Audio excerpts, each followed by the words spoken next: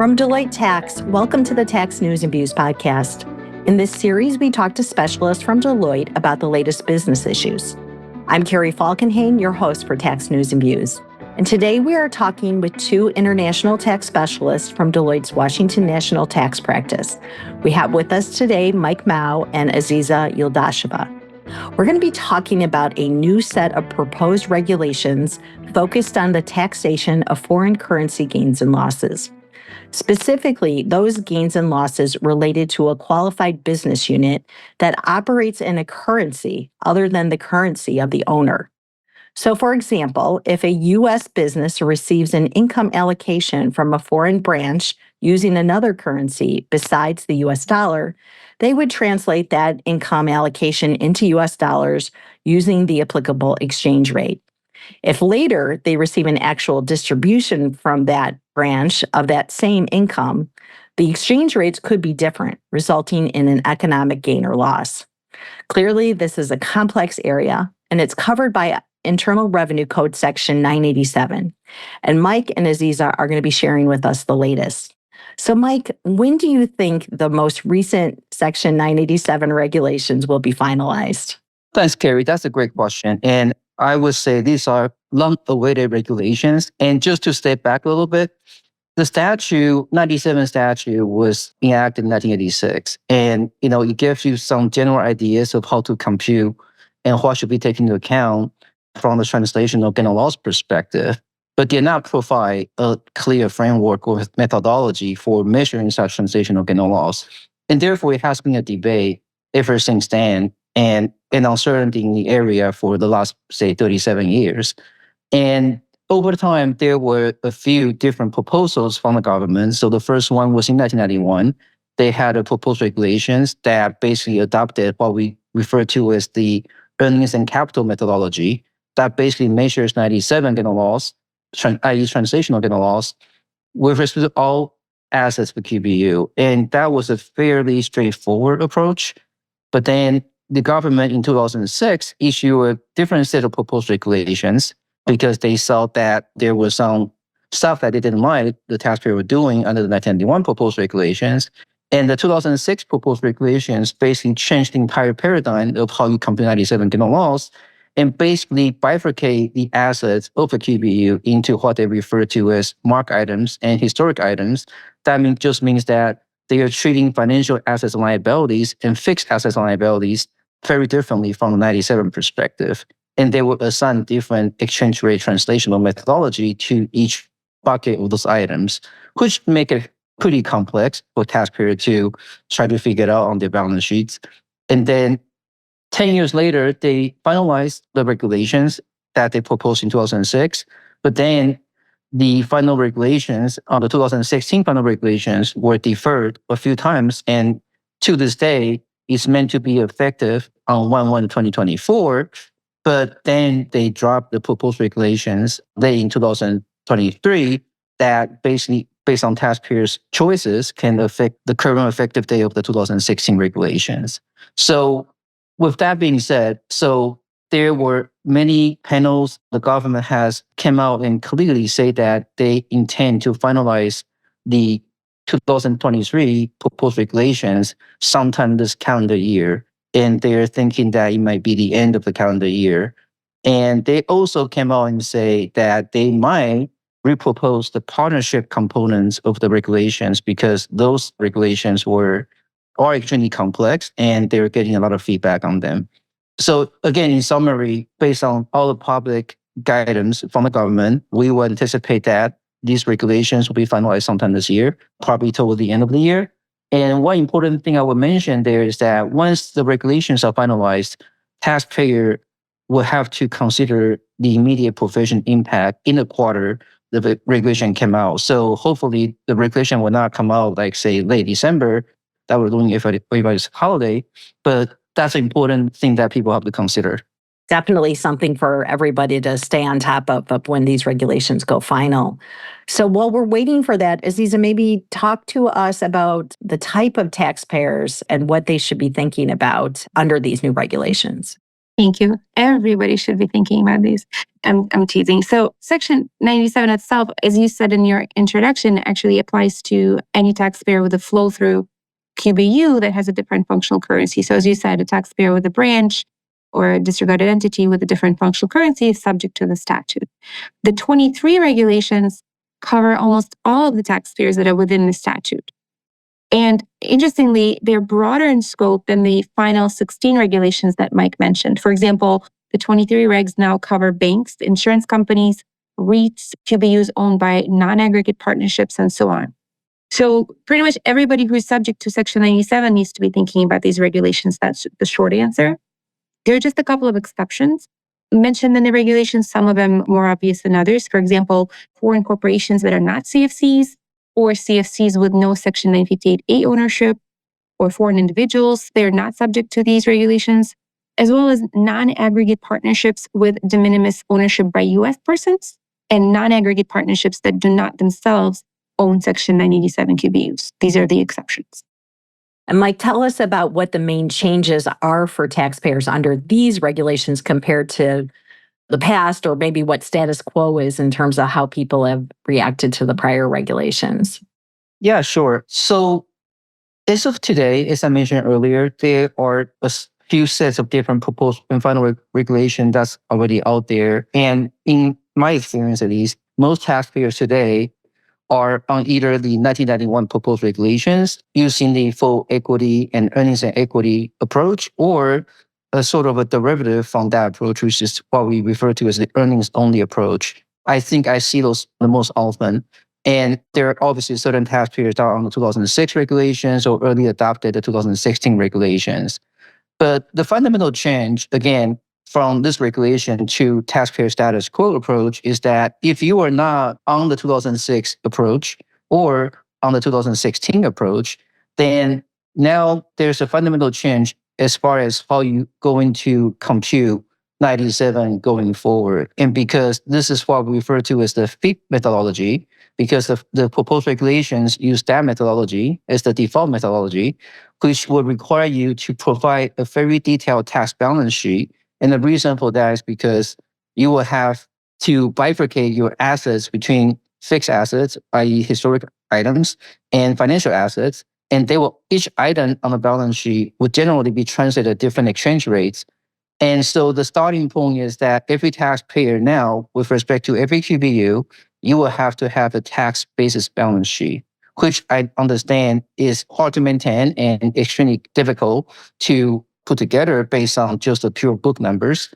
And so that's going to be the paradigm going forward. Now, the new proposed regulations provide certain elections that are meant to alleviate some of this burdensome maintenance and computational difficulties. And taxpayers, I'm not going to go into the details of each set of the different elections, but I think taxpayers between now and the time the regulation become finalized and become effective, that is 1/1/2025, probably ought to spend some time evaluate what they want to do or what elections will be most beneficial to them during this time. And I think that sort of modeling exercise based on the facts and circumstances, depends on the assets of the QBU. And again, because all these elections will have to be made on the group level, so you can cherry pick. And so therefore the assessment between now and the effective day of the final regulations, to the extent they're finalized, I think will be extremely important exercise right now. So lots of calculations to do. Aziza, what are taxpayer options based on these proposed regulations? So in terms of what to do now and when to do it, I think keep in mind that taxpayers can continue using their current method. It should be in and of itself a reasonable method, but you can continue doing what you're doing as long as it's reasonable until these regulations become final and effective. And as Mike said, the 23 regs are not effective until tax years beginning in 2025. Now, taxpayers do have the option of relying on and adopting the entire set of these regulations early. For example, you can adopt the regs fully in tax years beginning in 2023 generally, or tax years beginning in 2024. So again, by default, not effective until 25, but you can adopt early in 23 or wait until 24 to early adopt in terms of adoption. Now, keep in mind also that, as Mike noted earlier, The 16 regulations, which were final, those were delayed until 2024, and they were supposed to be effective in 24. These proposed regulations allow you to effectively postpone these final regs by another year. So taxpayers have the choice of relying on these proposed regs, the 23 proposed regs, solely for that reason. That is to postpone the final regs by another year without early adopting these proposed regs in their entirety. Okay, so there must be some immediate impacts and things for taxpayers to be considering. Mike, do you want to take us through some of those? Yeah. So even though the regulations, to the extent you don't early adopt, these proposed regulations do not apply to you until they are finalized, obviously, until 1/1/2025, if they were finalized. There are some potential impact that can occur today because there's a special rule in these proposed regulations. I will refer to them as the terminating QBU rules. And those rules basically say, hey, if you terminate the QBU between now, i.e., November 23, and the time the regulation is finalized, and that should be 1/1/2025 to the extent the government finalized them before then that 97 gallon loss resulting from the termination of the QBU is subject to these rules on a retroactive manner because basically saying that, hey, if you have a termination of the QBU during this time, and if you suffer a loss, 97 loss, because of that termination, that loss will be subject to these new proposed regulations immediately. Again, it's interesting because these are proposed regulations, but then they say, hey, that provision that governs this terminating QBUs is going to be retroactively effective, which means that they will be effective as of November 2023. So what that means is if you have a terminating QBU today between November 23 and 1/1/2025, then any losses that you trigger on that termination will be what we refer to as suspended losses. In other words, that loss is not recognizable under these rules. And so a lot of times, obviously, taxpayers do a lot of internal restructurings all the time. So what I just want to mention is that between November 2023 and all the way to 1/1/2025, if you have any internal restructuring that results in the termination of the QBUs, you might want to pay careful attention to these rules because you might not otherwise get a 97 loss that you think you have. And if there's 97 gain, that gain might either be triggered or might be rolling to the 97 gain pools in the future. And there are elections that taxpayer can make potentially when the regs are finalized to utilize those losses. But for now, I think just worth mentioning, that's something that people should look out for. Definitely sounds like if you're going to do any internal restructuring of qualified business units, you need to give this some serious consideration. Aziza, Mike mentioned some elections that you can make once the transition is completed. Can you take us through some of those? Sure. So maybe just a quick recap, and I apologize for repeating some of the things that were said. So after transition, your entire process for computing taxable income, 97 gain loss, and basis will be different, right? And the most palpable change that Mike mentioned was you have to prepare tax basis balance sheets for this process. Not only will the process change, but the results will change as well. So for example, your depreciation and amortization deductions will change after transition. The amount of gain loss on the sale of property will change. The amount of timing of 97 gain loss itself will change. The subpart F treatment of such gain loss may change, and so on. And in addition, I think, Mike, you may have mentioned this already, that Section 988 rules may change as well, not just 987. And in terms of elections, taxpayers will have several elections to consider. One of them being the current rate election, another one being the annual recognition election. These are the two main ones. There are some additional ones as well. And these elections are meant to simplify the default approach, but they also come at a cost. So if you make a current rate election to simplify the process, your losses will be suspended to the extent of gains. If you make the annual recognition election alongside with the current rate election, you will turn off loss suspension. But on the other hand, you will be required to recognize your entire amount of 97 gain loss annually. So each election will have a pro and a con, and that's something clients need to model as they go into these regulations. And finally, there will be a significant increase in reporting itself. There will be reporting requirements related to transition, and there will be reporting requirements related to post-transition existence of QBUs. Lots to consider. But what, maybe to wrap us up, maybe each of you could comment, what if you're a company and you have QBUs, what are some of the first things you should do after listening to this? Yeah, sure. Yes. It sounds very complex. In my mind, you can think of this in maybe 2 or 3 different phases, right? So I would say first, think about where we are today, right? What kind of QBUs do we have? Maybe assess the presence of QBUs the company has and figure out whether there's any building gains and losses in each of those QBUs. And I think of it as like a pre-transition sort of assessment and thinking that, hey, if I were to terminate my QBU today, what kind of 97 gains and losses as a group I will have, and what are the asset composition of the GPUs, and what kind of character and source results I will have from the termination of these GPUs as of today.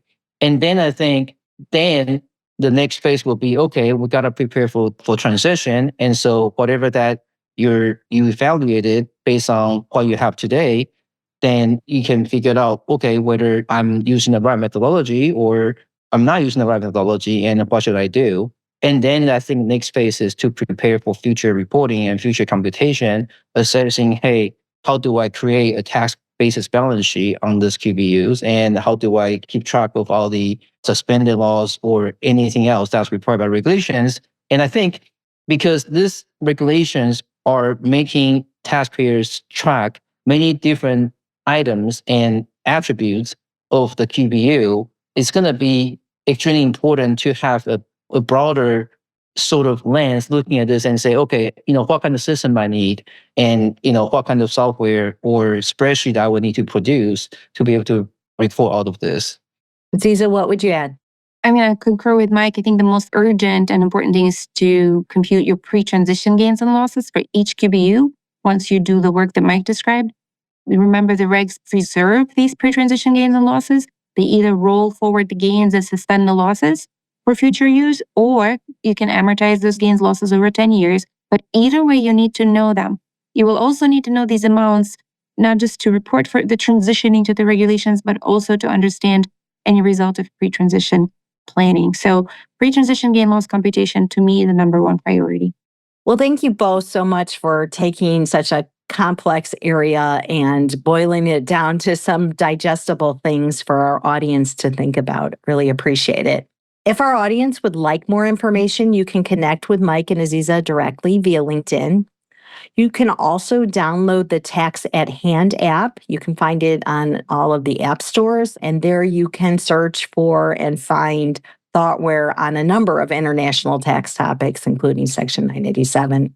As always, thank you so much for listening. I hope everyone continues to be well.